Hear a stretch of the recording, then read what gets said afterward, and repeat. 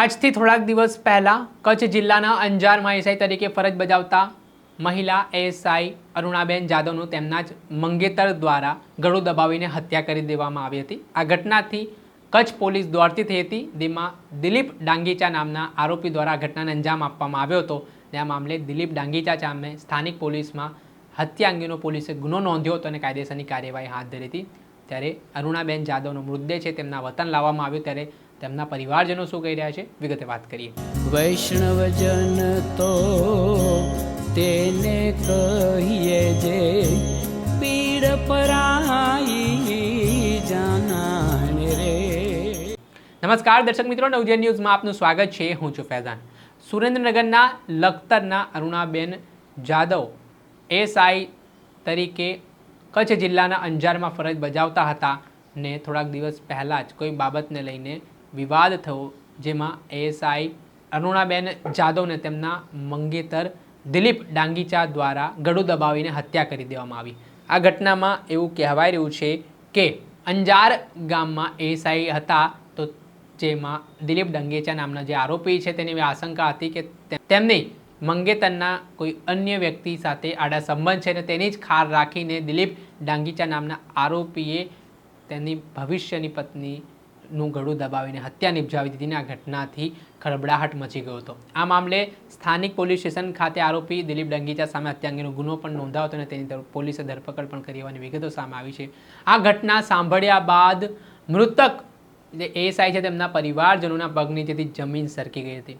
આ ઘટનાના પગલે સુરેન્દ્રનગરના લખતર તાલુકાના ડેરવાડા ગામમાં જે અરુણાબેન જાદવ રહેતા હતા ત્યાં તેમનો મૃતદેહ છે અંતિમ સંસ્કાર માટે લાવવામાં આવ્યો હતો, જ્યાં પરિવારનું હૈયાપાટ રુદન જોવા મળ્યું હતું। ત્યારે મામલે શું કહી રહ્યા છે અરુણાબેન જાદવના પરિવારજનો તે સાંભળી લો। શું નામ છે તમારું? મારું નામ મંજુબેન। શું થયું તમારી દીકરી સાથે? મારી દીકરી નામ નિર્દોષ છે, મારી નાખી છે। કોણ મારી નાખી? ફેમિલી વ્યક્તિ મને નામ નથી આવતું। મારી દીકરી જે સજા કરે એવી જેની સજા થઈ જેવી। મારી હોતી છોકરીને દબાઈ દીધી છે, એટલે જેને જેવી મારી છોડીને હાલ થયો ને એવો જેને હાલ થવો જોઈએ। એમાં મને તો મને શાંતિ થાય મારા જીવના કપાસનો હુકમ હોવો જોઈએ ના। શું થયું તમારી દીકરી સાથે? હવે મારી દીકરીને એમાં શું છે કે અહીંથી છોકરો હારે હારે ગયો એવી વાત સાંભળી છે આપણે બસમાં, અને ત્યાં જઈ અને રાત્રે આને કંઈક આડોશી પાડોશી હતા એને કીધું કે દેકારો થાય છે કંઈક, પણ કોઈ જોવા ગયું નહીં અને ગળો દબોચી હવે એને ગળામાં ઘાતકી હત્યા કરી છે, બરોબર। હવે એને કોણ છોડાવવાળું ત્યાં કણે ગળું દબાઈને ઉપર જ બેસી ગયો છે કે ગળું દબી દીધું। મરનાર વ્યક્તિ આપનું શું થાય? મારી બેન, મારી દીકરી અને બેન રાહુલ મારી બાજુમાં બેઠો।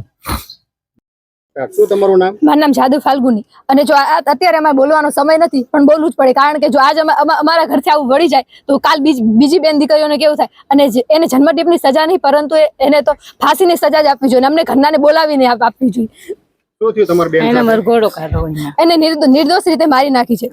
કઈ રીતે તમારી બેનનો હત્યા? ઓસીકુ માથે મારી, અમે તો ત્યાં હતા નહીં, પરંતુ અમને બીજા પોલીસ વાળા પોલીસ કર્મચારીઓ દ્વારા જાણ મળી છે। ક્યારે આ બનાવ બન્યો?